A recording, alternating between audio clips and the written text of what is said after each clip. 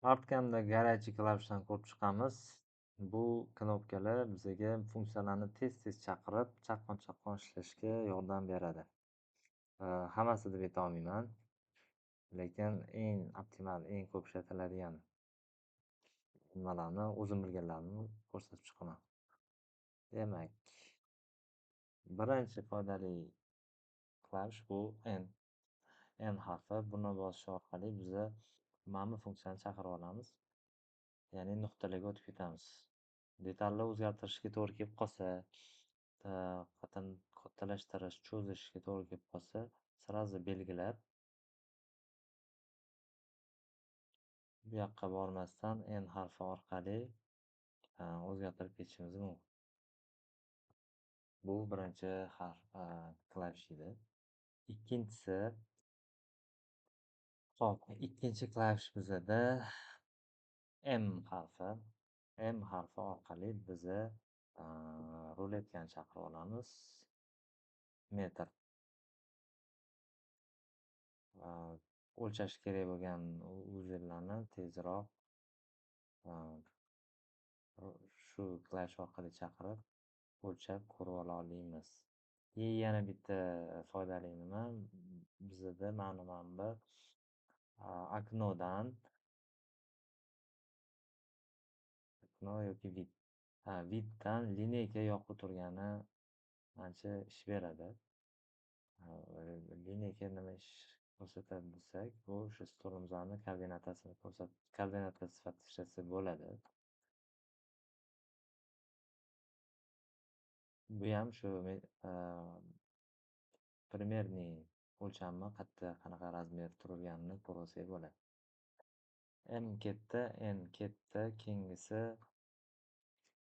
hop, C harfi. C harfi bu hop, mana bu detalni o'zgartirishda, ya'ni chiziqqa uz beradi. Ko'rayotgan bo'lsangiz uzildi, faqat bu hozir bitta nuqtada uzilib qoldi. Ikkinchi nuqtani ko'rsatsak, mana shu chiziqni ajratib olsak bo'ladi. C harfi bilan. Hop, bularni birlashtirib qo'yish uchun mana bu funksiyalar ham ko'p juda yaxshi ishlaydi. Buni ham birato'la keltirib ketaman. Birlashtirish har xil yo'li bor. To'g'ri chizuv bilan tortsa bo'ladi yoki avval chizuv bilan tortsa bo'ladi. E'tibor bersanglar, o'zi ikonkasida ham ko'rsatib turibdi. Avval qilib ulayapti yoki to'g'ri qilib tortib qo'ysa ham bo'ladi. Yoki umuman shunchaki uzilib turganini birlashtirib qo'yish uchun mana bu funksiya bilan bog'lab qo'yamiz. Hop. Keyingi nimamiz bizada C katta, P harfi. Bizada yopiq vektor bor, ochuv vektor bor. Ya'ni mana bu ochuv vektor, buni boshlanishi va oxiri bor. Bu yerda yashil boshi, oxiri qizil bo'lib ko'rsatadi. Yopiq vektor agar to'g'ri yopilgan bo'lsa, u faqat yashil. Boshi ham oxiri ham bitta bo'lgani uchun yashil nuqta bo'lib turadi. Va bu bosh chizuvni ahamiyati katta, ishlov berishda, trayektoriya berishda. Shuning uchun buni bir xil payt kontrol qilishga to'g'ri kelib qoladi. Ya'ni kesayotganda bu yerdan emas, bu yerdan boshlasin degan anaqa kerak bo'lib qoladi. Shunda bizaga shu nuqtani bu yoqqa olib o'tishga to'g'ri keladi. Buni yon taraf bilan bu yoqqa olib o'tsa ham bo'ladi. Mana nachalnik P yoki P harfi bilan o'zgartirib qo'ysak ham bo'ladi. Yo'q joyga ham o'zi nuqta qo'shib ketaveradi. Katta D harfini D klavishi bu yerda ortiqcha nuqtalarni, kerak emas nuqtalarni o'chirishga yordam beradi.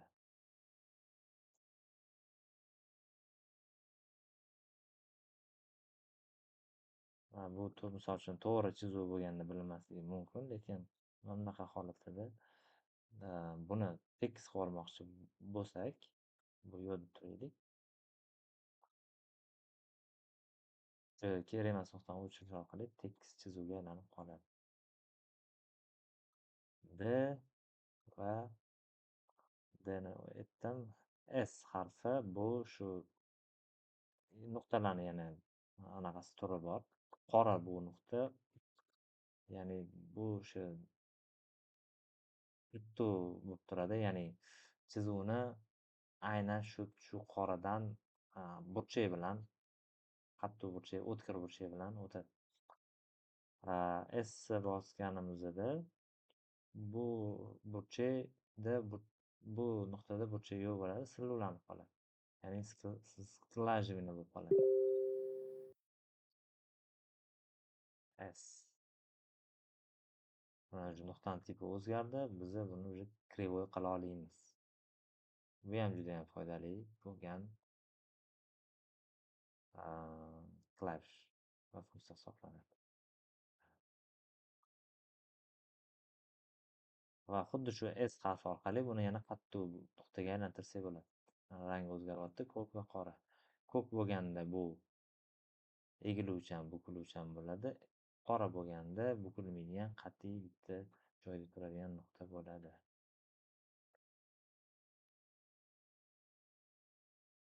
Hop, nuqtalar bo'yicha tugadi. Dni aytdim, S kesishi va Pni. Hop, keyingi nimamiz mana bu funksiyani chaqirib beradigan, preobrazovat qiladigan funksiya bu TD belgilanadi. Ya'ni bu ham juda ham tez ishlatiladigan narsa. Ya'ni misol uchun surmoqchimiz, mana bu yerga yozamiz, suriladi. Aylantirmoqchimiz, qanchadir gradusga aylanadi. Mana shunaqa holatda bu yog'iga borib kelavermasdan shu T harfi orqali kerakli joyga narsani yozib ketamiz yoki sразу mana bu yerda bo'ya yoki eniga o'zgartirish qilsak bo'ladi. Bu funksiya ketdi. Undan keyingi funksiyamiz O. O funksiyasi bu smisheniyani ochib beradi. Smisheniya mana bu funksiya bo'lib, bu shu vektordan qanchadir masofaga kattalashtiradigan yoki ichiga yoki tashqarisiga yoki ikki tarafiga vektor ochib beradigan funksiya hisoblanadi. Ichiga yoki buni o'chirib qilsak bo'ladi. Yoki ikki tarafiga qilsak bo'ladi. Smisheniyadan ham ko'p foydalanganimiz uchun buni o'sha O'ga o'rnatilgan ketaveramiz. O ketdi, P, SD. Keyin yana bitta ko'p foydalanadigan, o'zi hammasi ko'p foydalanadi, F harfi. F harfi bu bizdagi burchakni avval qilib beradi. Bu funksiya deydi, yanglishmasam.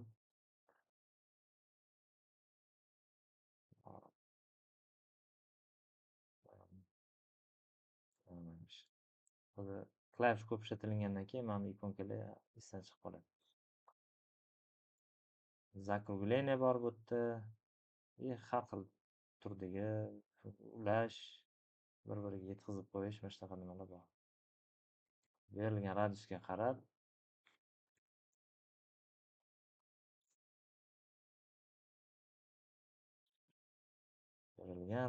qarab detalni o'zgartirib beradi. Xo'p, bu yerda faqat bu hamma chizuvni o'zgartiraverolmaydi. Ya'ni bu yerda chiziqlar mana shunaqa qattiq nuqtada bo'lishi kerak. Agar mana S harfida bo'lsa,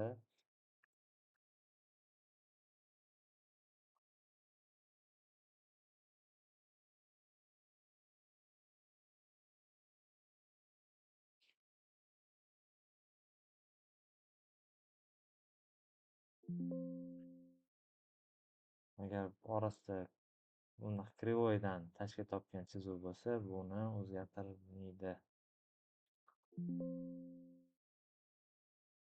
Chizuvni o'zi tipi ikkita bo'ladi.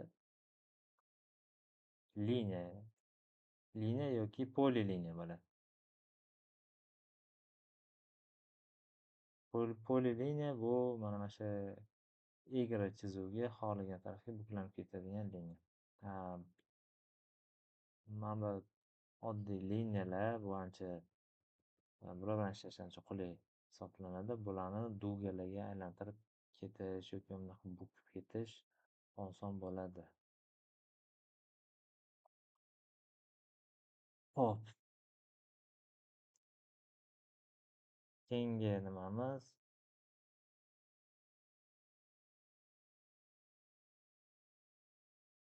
keyin yana bitta judayam kerakli bo'ladigan nima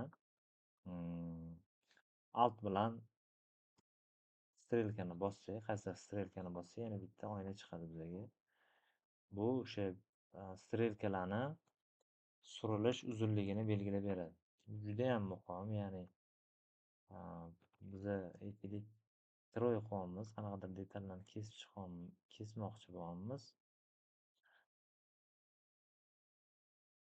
va bular orasi xohlagancha emas, o'sha minimalniy freza o'tadigan tarz uzunlikda bo'lishi kerak. O'shaning uchun bir xil uzunlikda bo'lishi kerak.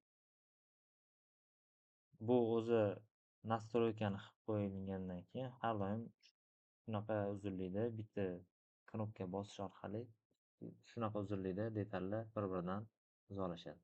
Men asosan ishlatadigan kesishim 6 millimetrlik pichoq bo'lgani uchun 6 qilib qo'yganman va uni har doim ishlataman.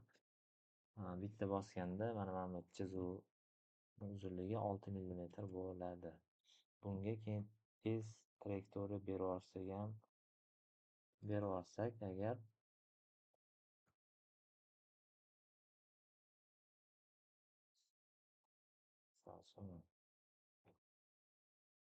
agar mana bemalol o'tyapti, orasidan o'tyapti. Agar mana shu yerlar 1, 2, 4, 5, 6 ta trayektoriya. Agar shularni orasi aytaylik 5 u qanchadir bo'lsa, 6 dan kichikroq bo'lsa, bizani pichog'imiz 6, ikkalovini belgilaganimizda pichoq buni orasiga tusholmaydi va mana shu ikkita detallar bitta butun qilib kesib qo'yadi. Shu detallarni ham orasidagi masofa katta bo'lib ketmay, antiqot kam bo'lishi uchun ham keyin shunaqa bir-biriga yopishib qolmasligi uchun ham alt bilan strelka qilib turib, shu o'zingizga kerakli bo'lgan bitta masofani belgilab qo'ysanglar bo'ladi.